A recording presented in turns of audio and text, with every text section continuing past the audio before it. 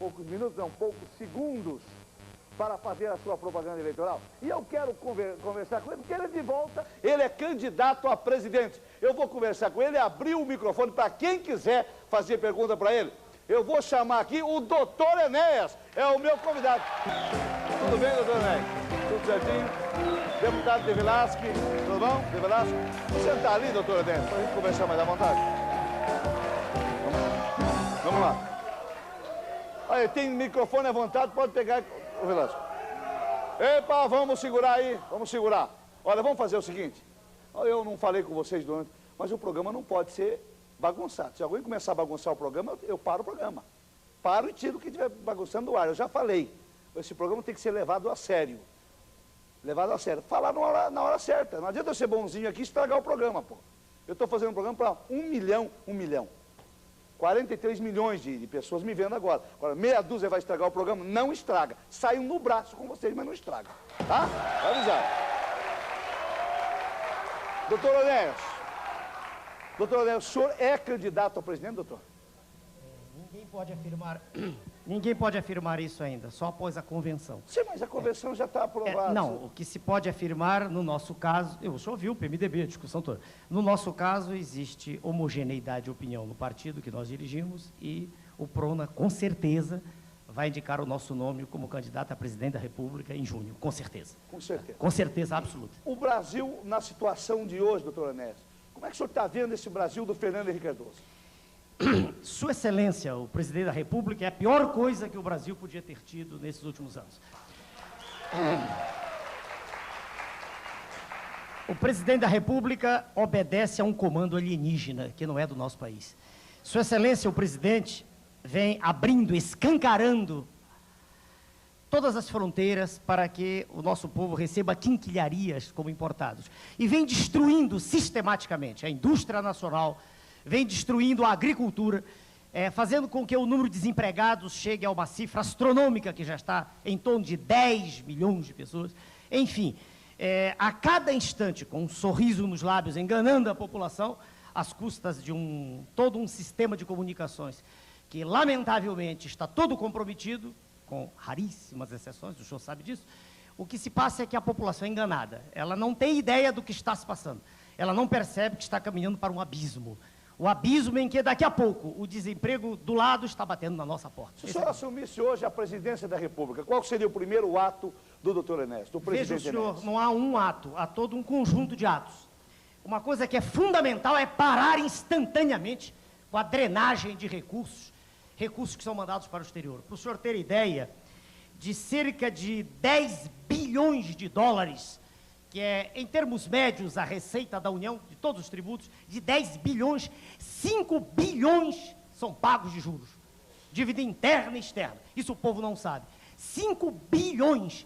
Veja como não tem nenhum sentido essa discussão imbecil de fazer projeto de educação, de saúde, não adianta. Porque toda a riqueza nacional está indo embora. Esse é o ponto. Então, há que, nesse instante, produzir, e isso é difícil até de dizer, porque causa um mal-estar, mas é preciso que exista uma ruptura com o que aí está. É preciso que se diga no cenário internacional que não se pode continuar mais assim, que é impossível continuar tirando sangue da população, sangue circulante. Não é mais possível. Mas o senhor acha que lá fora eles vão aceitar? Não, nós não estamos vão aceitar. devendo. Veja o senhor. Nós estamos pagando uma dívida. É interna e externa. Esse é o problema. As taxas de juros do Brasil são as mais altas do planeta. Para o senhor ter ideia, nem a Rússia está no nosso nível. Se fizer uma análise técnica, juro nominal, real, que não interessa aqui. Mas a nossa taxa de juros é a maior do planeta. Então essa história de dizer que os capitais fogem é conversa fiada. É conversa fiada. Porque eles estão vindo em massa para cá para levar mais dinheiro de volta. Isso não adianta nada. Ninguém vem aqui de graça, exatamente. Né? Ninguém vem aqui de graça. E é perfeitamente possível nós sermos uma nação independente. Não há dúvida quanto a isso. É perfeitamente possível. Deputado Velasco, vou conversar com o senhor agora, que também é do PRONA, que está trabalhando, que é um deputado que trabalha bastante. Deputado Velasco, o senhor acredita que o PRONA tem alguma chance de fazer com que o Enéas seja presidente? Se nós não acreditássemos nisso, Ratinho, nós não estaríamos aqui. Que as pesquisas apontam. As pesquisas apontam, não, eu estou falando sobre pesquisa. Claro. Eu falo sobre as pesquisas hoje apontam que o presidente Henrique está eleito. O senhor permite aparteá-lo? Pois não. Posso? Em 1994, essa imprensa que aí está podre, completamente podre. Em 1994, essa imprensa me apresentava quase, desculpe, só por favor, como não concorrente. Até 15 dias antes eu não existia no cenário, não aparecia. E, no entanto, quando as urnas se abriram, eu fui o terceiro mais votado. O que saiu da urna, não tínhamos fiscal em nenhum lugar do Brasil. O que saiu foram quase 5 milhões de votos, se o senhor se recorda. Agora, já que se tocou nesse assunto, vale a pena, com algum dos colegas, com o senhor da Folha de São Paulo de hoje, vale a pena, quando eu falo da imprensa, veja o senhor, Folha de hoje, por favor, com sua permissão. Pois não. Sai um trechinho em nome de Enéas. É uma coluna, o nome de Enéas. Sabemos por quê e porém que a cultura brasileira, por suas qualidades e por seus defeitos, é refratária ao fascismo. A flexibilidade dos princípios e dos preconceitos, o inautêntico da maioria das experiências, o relativismo dos costumes, nada se adequa bem à disciplina histérica que o fascismo sempre requereu até na Itália. Só um minutinho de novo. Sem citar nomes, não interessa. Folha de São Paulo, editorial, hoje. Por favor, hoje. Hoje. Agora, veja, quando se fala sobre o meu nome, ou é achincalhe, ou é deboche, ou chamo de fascista. É claro que se apresenta a figura do Dr. Enéas, professor de medicina, como uma piada. Porque nós não estamos ligados à classe pútrida, que aí está. Esse é o problema. Agora, veja. O ilustre jornalista se esquece. Agora, deixa eu me dar uma só um parte. instantinho que ele Pois leu. não, Dou já para o senhor. Pois não. Ele leu só esse trechinho aqui que o senhor leu, adequa, né? Adequa, Veja, a população lê isso, não estou falando do povo. O Adequa povo não lê bem a jornal. disciplina. O povo não tem dinheiro para nada, nem para ler jornal, nem compra. Né? Mas adequa. Será que o ilustre jornalista que ataca e que me usa epítetos, às vezes grosseiros, não aprendeu no seu curso primário que o verbo adequar é um verbo defectivo? Será que ele não aprendeu que não se diz adequa, que só se conjuga adequamos, adequais, nas formas arrisotônicas?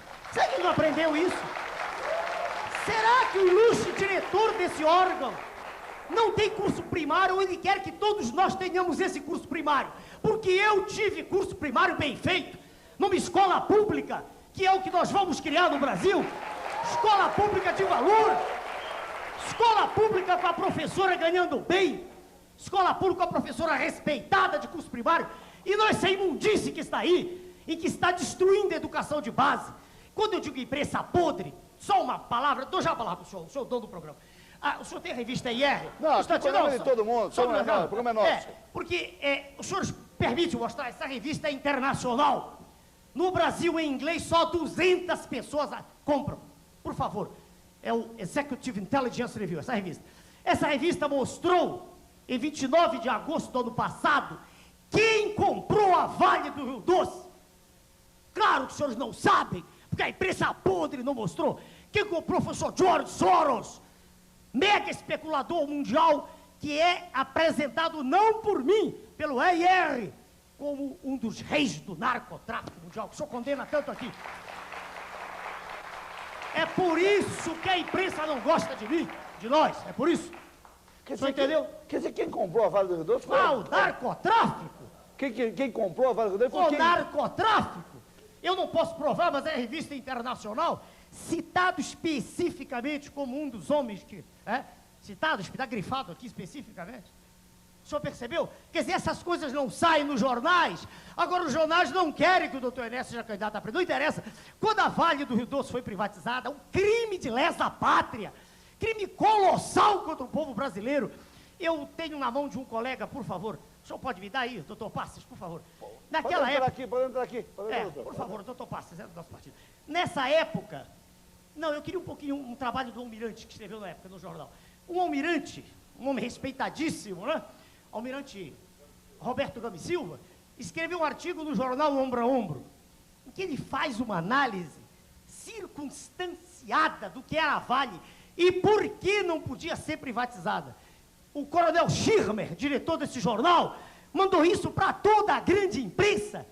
Não saiu uma linha em jornal nenhum. E, no entanto, o que é que sai nos jornais? Sai que a Vale não dá lucro. Que patifaria! Que mentira! Por que eles não disseram? Por que eles não disseram nos jornais a verdade?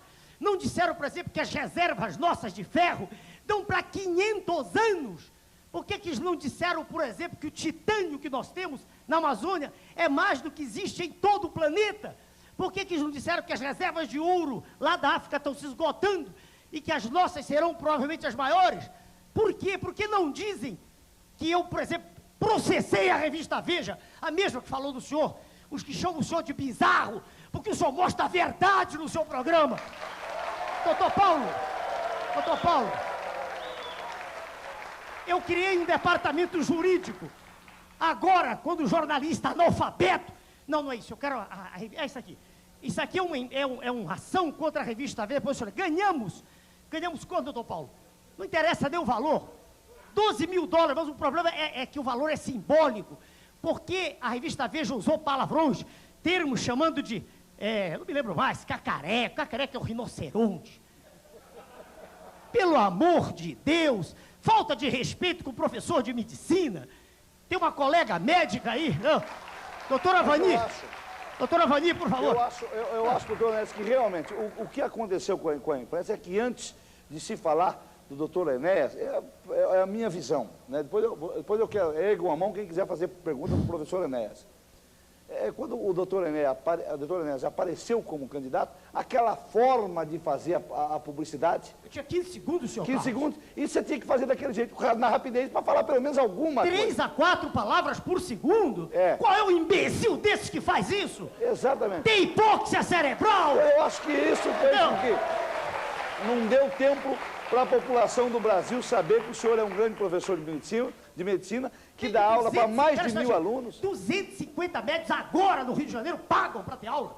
250 médicos aqui em São Paulo, eu sou lá o Hotel Danúbio, isso a imprensa não diz. Falta de respeito, entendeu? Não diz que o doutor De Velasco é advogado, o pastor veio para nós porque acreditou na nossa tese. Exatamente. Quantos deputados, quantos foram convidados? A gente convidava, daqui a pouco a gente virava, não posso ir, a gente não sabia o que tinha acontecido, ninguém pode provar o que aconteceu.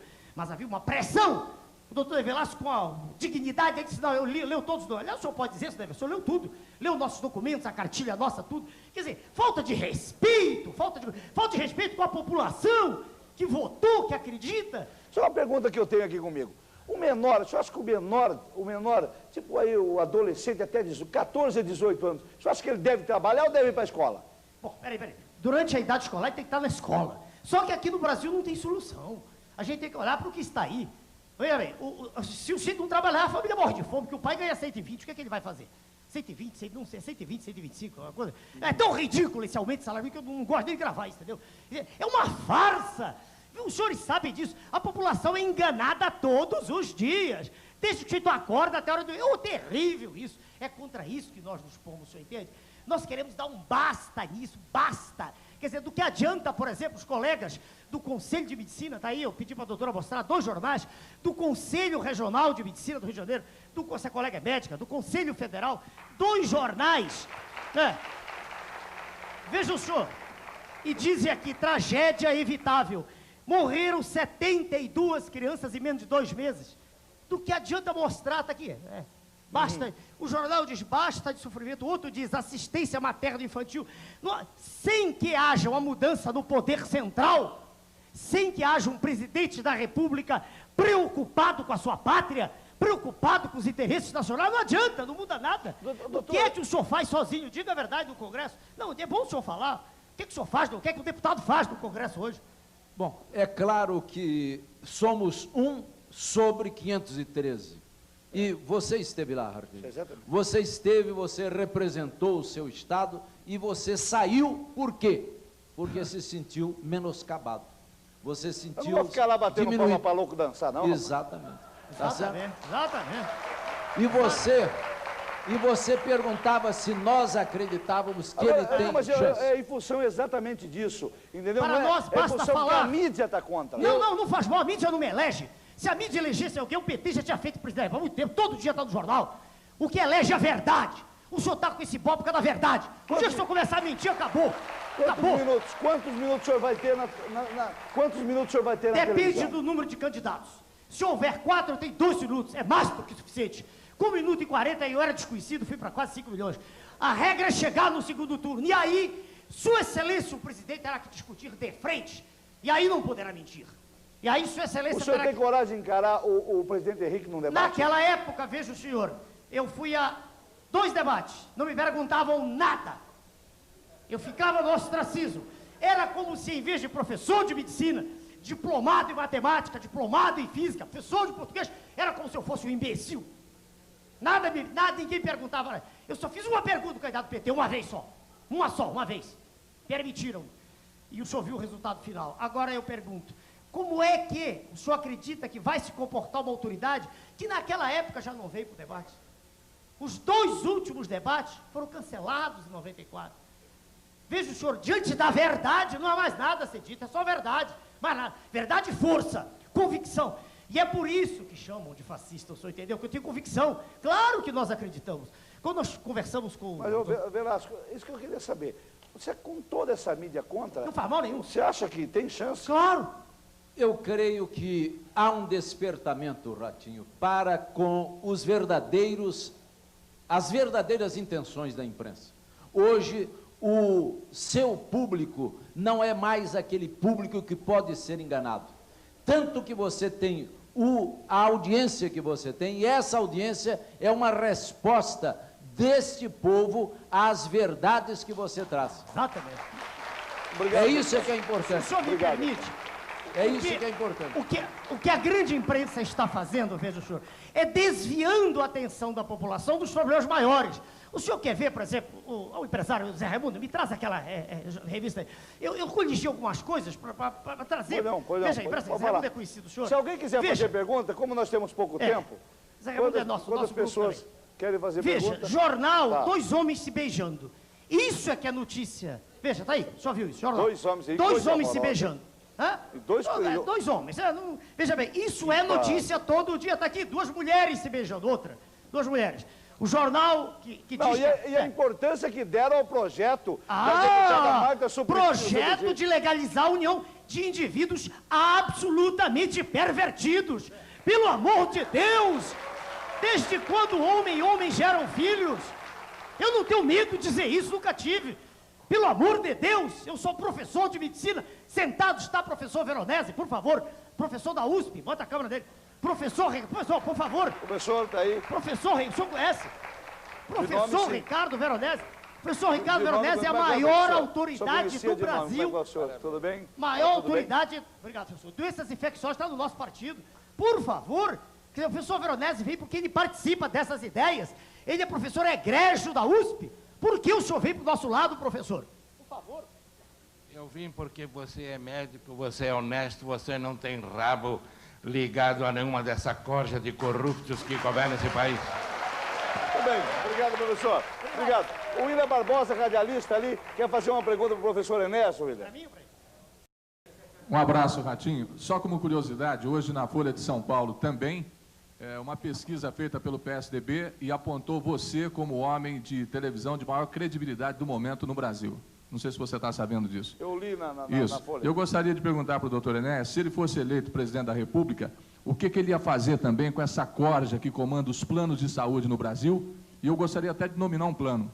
Nós temos 6 pessoas que estão hospedadas onde eu me encontro, um de Campo Grande, Mato Grosso, o outro de Uberlândia, e um cidadão de Goiás, outro de Orlândia, interior de São Paulo, que para conseguir um transplante de medula óssea, sendo sócio da Unimed, tiveram que entrar ganhar na justiça uma liminar para poder fazer o transplante. Aí o hospital não quer fazer porque diz que a Unimed não paga os hospitais. Eu queria saber o que ele vai fazer com essa máfia dos planos de saúde. Veja bem, mais uma vez, a questão que o senhor aborda, e é claro, o senhor aborda de modo... Eu não estou vendo, rapaz.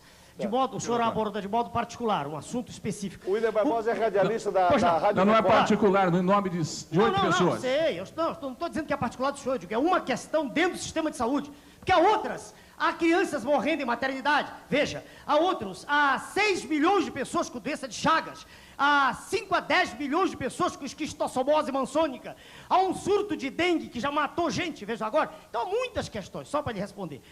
É quase impossível abordar uma questão dessas de maneira isolada. O problema é sistêmico. Nós tivemos o ministro da Saúde, um homem de respeito nacional e internacional. O professor Adib já tem que o senhor conheceu. Não conseguiu fazer absolutamente nada. Nada! esquema não deixa. Peraí.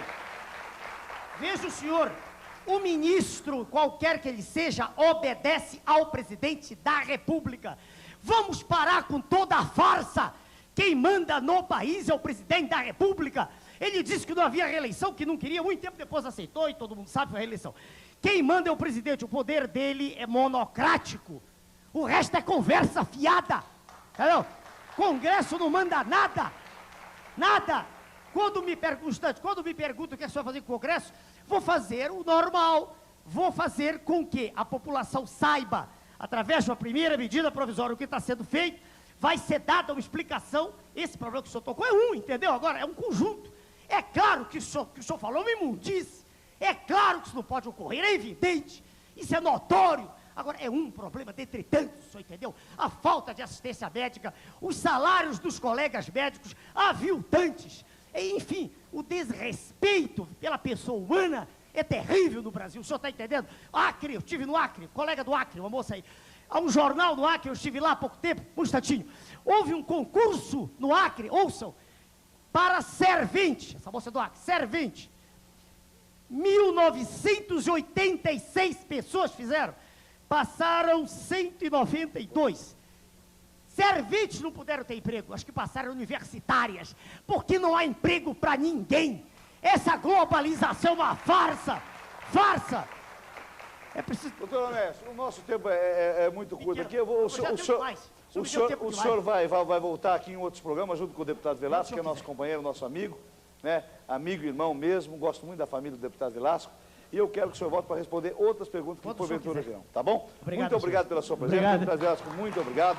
Um abração forte. Aqui o senhor não teve só 30 segundos, não. É demais, demais. Tá bom? Um abraço, viu, querido? Um abraço, viu? Um abraço, doutor Enés, obrigado pela sua participação.